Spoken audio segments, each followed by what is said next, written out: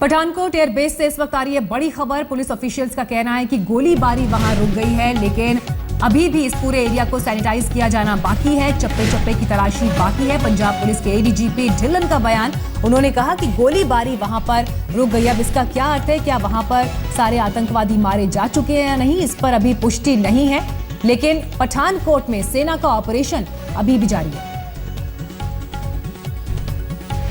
Encounter operation अभी भी अंदर चल रहा है, ठीक है। This is being carried on by the defence forces. तो जो पुलिस है उसने, पंजाब पुलिस है उसने जो आउटर बाउंड्री है वहां से कॉर्डन ऑफ कर रखा है। तो operation is still going on. How many terrorist have been eliminated so far? See as I have already told you, जो ऑपरेशन चल रहा है that is carried out by the defence forces.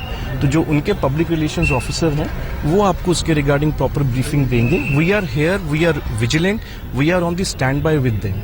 Can you give us the initial detail? How many terrorists had marched inside the camp? Like I have told you that they are actually handling the entire operations. Okay, we are actually on the standby.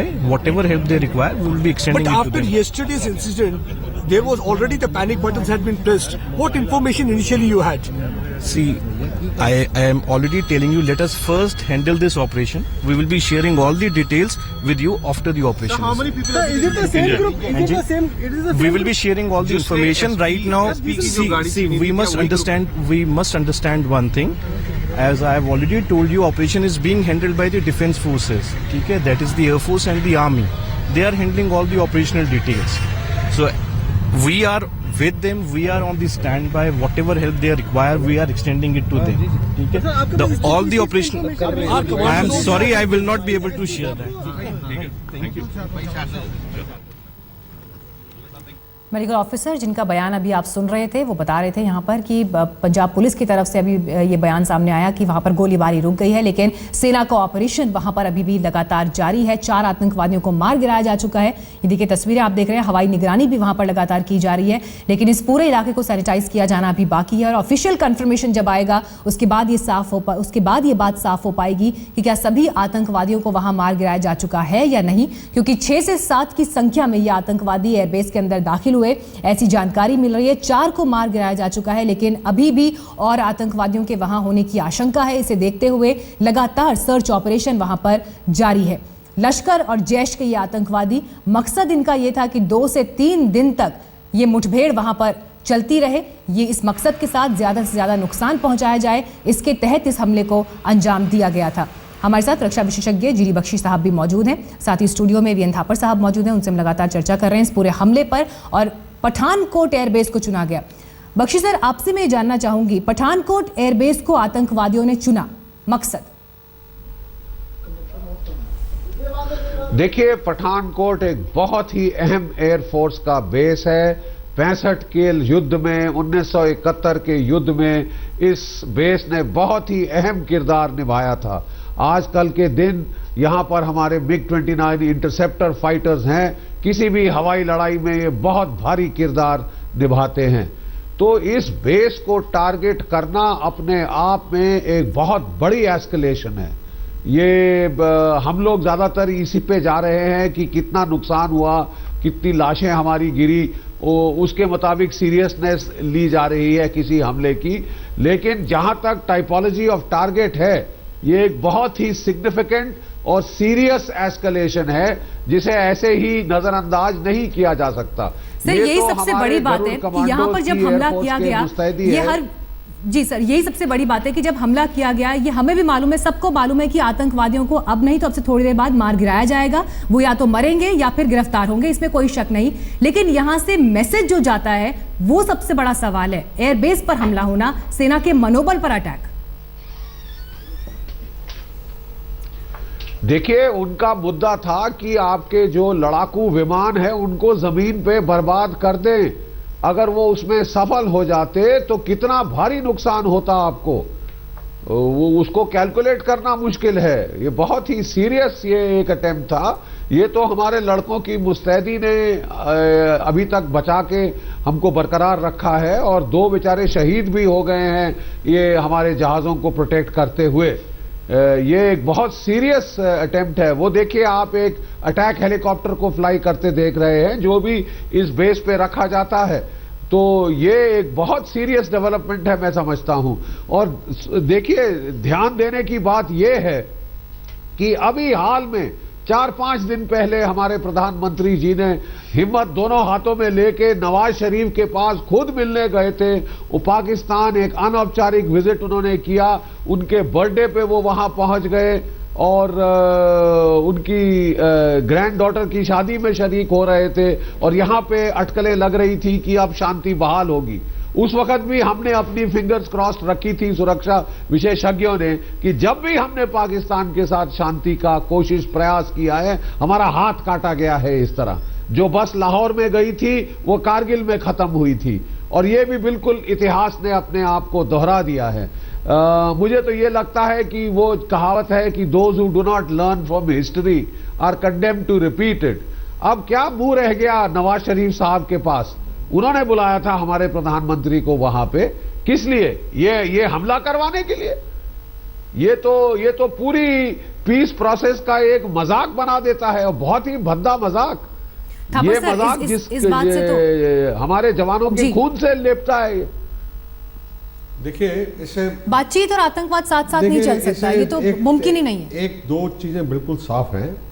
पहली बात यह है कि Nawaz Sharif situation को पूरी तरह से control में करने में असमर्थ है, ये बिल्कुल साफ है। उनके कंट्रोल में ये एलिमेंट्स नहीं है। दूसरी बात, थर्ड फोर्स जो वहां काम करती है, हाँ, थर्ड फोर्स जो है, ये सारे आतंकवादी संगठन हैं, वो उनके कंट्रोल से बाहर है। दूसरी बात यह है, बल्कि ये भी कहना ठीक होगा, कुछ हद तक वही उनके कंट्रोल में है। दूसरी बात यह है कि ये हमला तो हो गया, हमें क्या देखना है कि अभी इस हमले के साथ साथ और हमले होने की आशंका है। जहां तक मैं सोचता हूं कि ये छोटा हमला है, इसके साथ साथ सब्सिडरी हमले और हो जाएंगे, इसलिए हमें बहुत सतर्क रहना है। जहां तक आपका कहना है कि ये 2-3 दिन के लिए वहां आतंक मचाने के लिए थे, ये ठीक नहीं है, क्योंकि मैंने आपको बता दिया कि ये हमारी एक बड़ी जबरदस्त छावनी है, जहां पे किसी भी आतंकवादी हरकत का 2-3 दिन तक होना असंभव है, बिल्कुल असंभव। तो हमें ये नहीं मानना चाहिए कि ये 2-3 दिन के लिए था। ये एक सिंबॉलिक हमला था एक बड़े सेंसिटिव टारगेट के ऊपर, जिससे कि सबकी एकदम तवज्जो उस तरफ जाए। चुनौती लेकिन यहाँ पर ये भी है, जो खबरें मिल रही हैं कि करीब 12 से 15 की संख्या में इन आतंकवादियों ने घुसपैठ की है। तो ये तो अभी एक टुकड़ी है जिसने एयरबेस पर हमला किया है, दूसरे जो लोग छिपे हुए हैं वो अभी भी चुनौती है। वही मैं कह रहा हूँ, हमें उन चीजों के लिए तैयार रहना है, चाहे वो इस टुकड़ी का हिस्सा हो या कोई और टुकड़ियां आए, लेकिन सब्सिडरी कुछ इस तरह के हमले होना जरूरी है। इसको आपको और भी देखना पड़ेगा। और यहाँ पर सीधे सीधे आरोप मोदी सरकार पर, केंद्र सरकार पर कांग्रेस पार्टी लगाते हुए कि आखिर ये मुलाकात जो हो रही है सरकार की स्ट्रैटेजी पर सवाल उठाते हुए कि एक तरफ आतंकवाद की घटनाएं सामने आ रही हैं, जब पंजाब पर एक बार फिर हमला बोला गया है, लेकिन वहीं दूसरी तरफ की केंद्र सरकार किस नीति के साथ चल रही है। ये तस्वीर तो अब आने वाले दिनों में कुछ और साफ होगी, इसमें राजनीति भी होगी, उस पर तो हम बात करेंगे सर। लेकिन जो आप बात पूरी कर रहे थे अपनी, वो हम एक बार फिर से, मैं ये कह रहा था 10 से 15 आतंकी जो दूसरा ग्रुप अभी भी यहाँ पर मौजूद है, वो एक और बड़ी चुनौती है, उनका पकड़े जाना, उनका आइडेंटिफाई होना। बिल्कुल, क्योंकि वो अगर आप कह रहे हैं 16-17, क्या आपका सोर्स है वो तो मुझे पता नहीं है। 12 से 15 आतंकवादी, 12 से 15 आतंकवादी अगर आए हैं, बड़ी भारी टुकड़ी है, उनको ढूंढना और उनको न्यूट्रलाइज करना हमारे लिए बेहद ज़रूरी है। क्योंकि मैं तो समझता हूँ अगर ये छोटी सी टुकड़ी भी आई है तो ऐसी और टुकड़ियों और ऐसे हमले और अभी होने मेरे ख्याल से संभव है। तो उसके लिए हमें हर तरह से तैयार रहना चाहिए। दूसरी, मैं आपकी थोड़ी सी ये तवज्जो इस तरफ लाऊंगा कि पिछले चंद दिनों में काफ़ी ये एक्टिविटी कहीं अलग अलग देश के अलग अलग हिस्सों में नज़र में आई है। जैसे कि किसी एयरफोर्स के आदमी को पकड़ा गया है खबरें भेजते हुए पाकिस्तान, और कई लोग इस तरह की स्पाइंग एक्टिविटीज़ में पकड़े गए हैं। तो हम बहुत ज़रूरी है कि हमको सतर्क, इंटेलिजेंस एजेंसीज क्या कर रही हैं वो किसी को पता नहीं लगना चाहिए। इसी एयरबेस की एक घटना ये भी है, जब अगस्त 2014 में एक पाकिस्तानी जासूस को यहाँ से गिरफ्तार किया गया था जिसने ISI के साथ जानकारियां साझा की थी। जी, वही तो मैं कह रहा हूँ कि अभी आहिस्ता आहिस्ता ये पिछले चंद दिनों में ये एक्टिविटी थोड़ी सी जोर पकड़ रही है, तो हमें उसकी तरफ भी नज़र देना चाहिए। मैं क्या कह रहा था कि जो भी हमारी इंटेलिजेंस एजेंसीज हैं वो क्या कर रही हैं, वो हमेशा पर्दे के पीछे होना चाहिए। पर्दे के पीछे किसी को पता नहीं लगना चाहिए और क्या हो रहा है और क्या नहीं हो रहा। तो इस तरह से एक तो ये इसमें कोई शक नहीं है कि इंटेलिजेंस एजेंसीज हमले के बाद सतर्क हो गई तो उसका कोई फायदा नहीं है। हमले से पहले सतर्क होना चाहिए था और हमले की संभावना को उन्होंने प्रकट करना चाहिए था।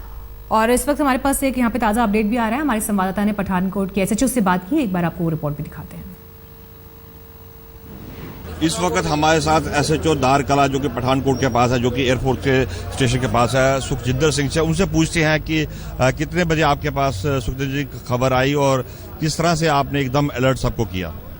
नहीं देखिए सर, जो हमारे सीनियर ऑफिसर्स हैं वो तो कल की यहीं पे हैं, सुबह गई, और हमने जो ऑर्डर किया वो सुबह रात को हमें इन्फॉर्मेशन आ गई थी। हमारे सीनियर ऑफिसर के जो ऑर्डर्स थे रात के हम यहीं पे हैं। तो कितने टेररिस्ट है जो अभी आपके पास खबर आ रही है और कितने न्यूट्रल किया गया और किस तरह का ऑपरेशन लॉन्च किया जा रहा है? नहीं सर, इसके बारे में हम कुछ नहीं कह सकते कि कितने हैं या कितने नहीं है, लेकिन ये जरूर है कि आपको पता ही है, आप ही देख रहे हो, और जो आप बोल रहे हो कितना वो कैजुअलिटी वगैरह, उसके बारे में पूरा कह नहीं सकते। कुछ जो अंदर का सिस्टम है वो सब सिर्फ सीनियर ऑफिसर वहीं बैठे हुए पता। जो खबर आई थी उसके बाद कितना हाई अलर्ट कल से आपने पठानकोट या आसपास के इलाके में किया था? नहीं सर, हमने तो पूरा शहर जो है ना, पूरे ऑल ओवर पूरा कॉर्डन किया हुआ है, एवरी पॉइंट।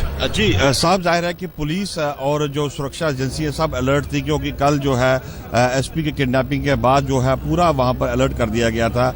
उसकी वजह से जो है अभी तक जल्द से जल्द जो है आतंकवादी को न्यूट्रलाइज किया जा सका है। अश्विनी कुमार, आज तक, जम्मू। तो SHO इस पूरी घटना पर जानकारी दे रहे थे कि ये इलाका अलर्ट पर पहले से भी था जब SP को किडनैप करने की घटना हुई थी, लेकिन अभी भी संकट के बादल हटे नहीं है, क्योंकि 12 से 15 की संख्या में जिन आतंकवादियों ने घुसपैठ की है उनमें से सिर्फ एक टुकड़ी ने यहाँ एयरबेस पर हमला किया था, लेकिन अभी भी और आतंकवादी इस इलाके में छिपे हो सकते हैं, जिन पर काबू पाना सुरक्षा बलों के लिए बड़ी चुनौती सामने इस वक्त है। पठानकोट हमले की सबसे पहली तस्वीर और सबसे पहली खबर आज तक ने आप तक पहुंचाई और अभी भी हमारा कवरेज इस पर लगातार जारी है। एनकाउंटर वहां अभी भी चल रहा है, हालांकि 4 आतंकवादियों को गिराया जा चुका है, लेकिन इस बीच लगातार खबरें वहां से निकल कर आ रही हैं। हमारे संवाददाता जितेंद्र बहादुर के पास और ताजा जानकारी है। जितेंद्र, हमला ये पठानकोट एयरबेस पर हुआ है, लेकिन दिल्ली में अभी इसको लेकर क्या कुछ चल रहा है, हमें बताएं।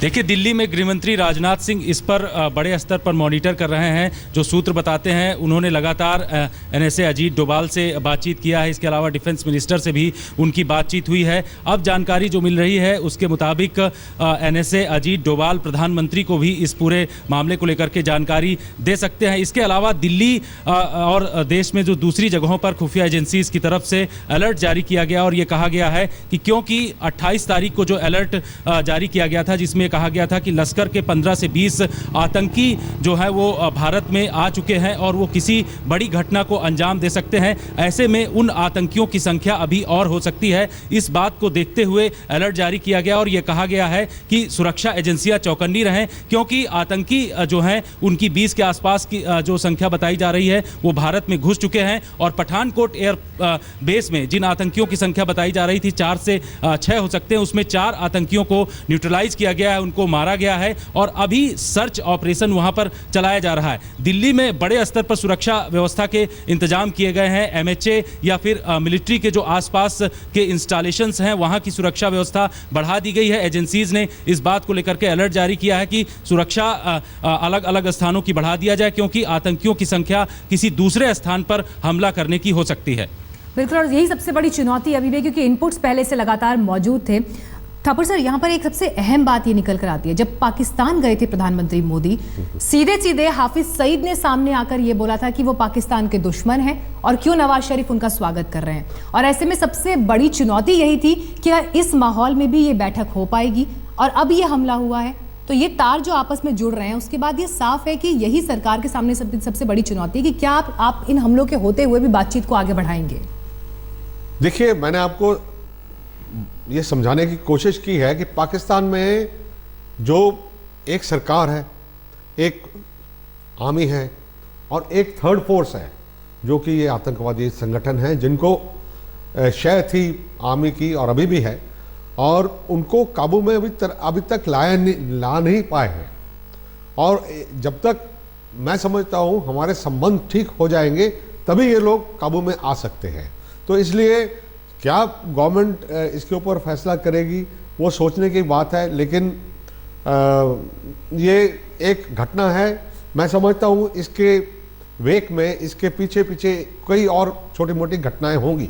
ये समझना कि ये आखिरी घटना है वो ठीक नहीं होगा। दूसरी बात यह है कि ये हमलावर आप बार बार कह रहे हैं कैसे।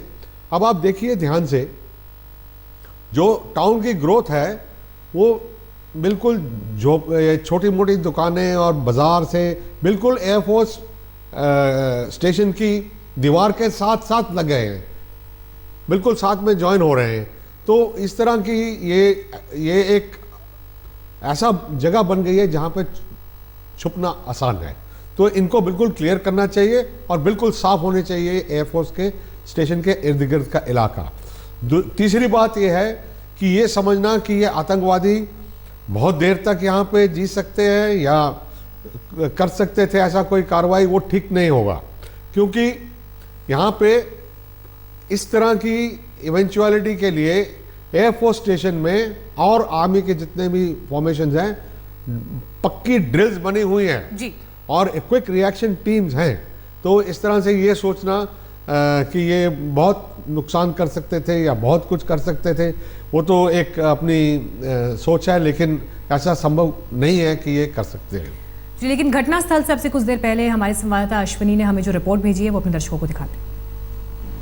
इस वक्त हम एयरफोर्स स्टेशन के बाहर हूँ। अभी जो है कमांडिंग ऑफिसर जो है आर्मी के, वो अपना दस्ता लेकर जो है अंदर जा रहे हैं। इनके साथ आप देख रहे हैं कि गोरखा रेजिमेंट के कमांडो हैं।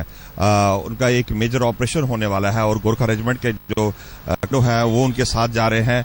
और क्योंकि ऑपरेशन एक मेजर ऑपरेशन लॉन्च किया जा रहा है कि आतंकवादियों को किस तरह से न्यूट्रलाइज किया जा सकता है। आप देख रहे हैं कि अभी जो सीओ है आर्मी के जो यहाँ पे ममून से आए हैं, वो ऑपरेशन लॉन्च करेंगे।